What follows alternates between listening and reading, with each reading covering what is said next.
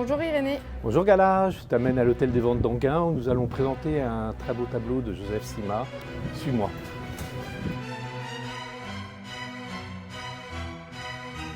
Plaine de Brie de 1950 de Joseph Sima, ce tableau que nous allons présenter donc le 25 mai. C'est un thème récurrent dans les années 50 dans l'œuvre de Joseph Sima, à savoir les paysages ou les plaines de Brie. Ce qui est intéressant, c'est qu'il s'agit d'un triptyque. Il est intéressant aussi de le voir de dos, puisqu'on voit que l'artiste a fait un peu de, on va dire, de bricolage, c'est-à-dire qu'il a fait un assemblement qui lui est propre. Ce qui est intéressant aussi, c'est de voir les différentes étiquettes des différentes expositions. En général, quand on fait un triptyque, soit l'artiste cherche à montrer qu'il s'agit que d'une seule grande toile. Là, au contraire, on voit bien qu'il s'agit de 3 petites toiles, on voit les espacements. Pourtant, on voit bien que tout continue, c'est-à-dire que sur les 3 toiles, il y a une jonction, même s'il y a une séparation.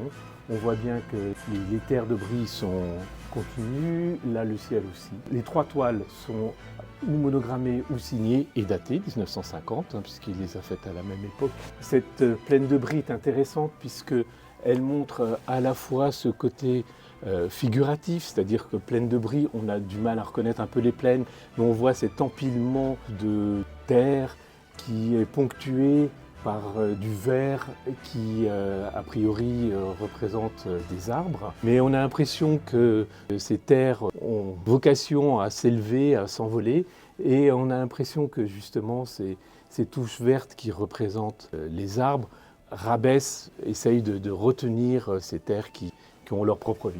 Et au-dessus, on voit bien le côté onirique, la palette un peu onirique de Joseph Sima, avec ce ciel qui est très éludé, mais à la fois qui est assez construit. On voit ces lignes qui sont là. Donc c'est vraiment une œuvre typique de ces années 50.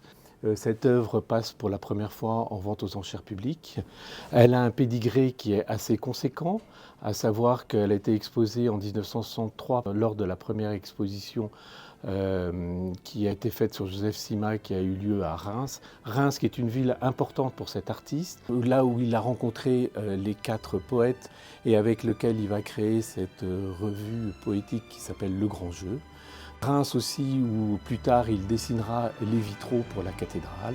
Donc en 1963, il y a une rétrospective dans laquelle cette œuvre figure.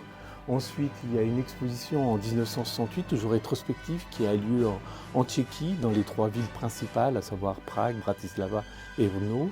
En 1973, il y a eu une exposition aussi au château de Ratilly, dans lequel elle figure. Et il y a une autre exposition en Allemagne.